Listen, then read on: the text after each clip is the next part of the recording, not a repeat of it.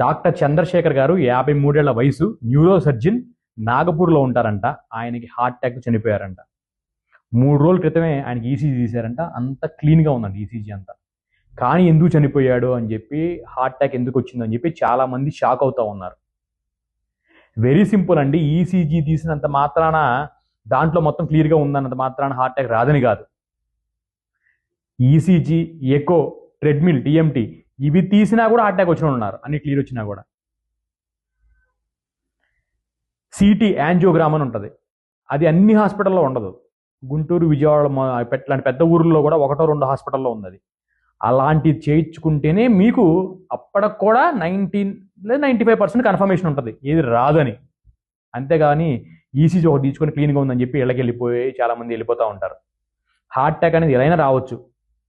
మీరు eating habits మార్చుకున్నంతసేపు అది ఎలాగైనా రావచ్చు. మార్నింగ్ 6 నుంచి ఈవినింగ్ 6 లోపల మీకు తినాల్సింది కంప్లీట్ చేయండి. కుదిరితే ఫుడ్ అన్ని మీరు మార్చుకోలేకపోతున్నారు కాబట్టి వీలైనంత వరకు 14 to 17 అవర్స్ ఏం తినకుండా ట్రై చేయండి. అంటే ఈవినింగ్ 6 కంప్లీట్ చేస్తే రేపు పొద్దున్న 9కో 10కో మళ్ళీ బ్రేక్ఫాస్ట్ చేయండి. బ్రేక్ఫాస్ట్ ఎగ్ కూర కొట్టండి. లంచ్ కన్నా డైరెక్ట్గా ఈవినింగ్ 6కో ఏమో మళ్ళీ డిన్నర్ కంప్లీట్ చేసుకోండి 2 times. అట్లా కాకుండా మీరు ఇంక ఏం చేసినా కూడా హార్ట్ అటాక్ వచ్చే అవకాశం ఖచ్చితంగా ఉంటుంది. ఇక నేను కూడా చాలా టెస్టులు చేయించుకున్నాను. ఇప్పుడు నేను ఈ 6 yearsలో 4 సార్లు ట్రెడ్మిల్ ఈక్వల్ చేయించుకున్నాను. అయినా కూడా రాదా అంటే చెప్పలేము.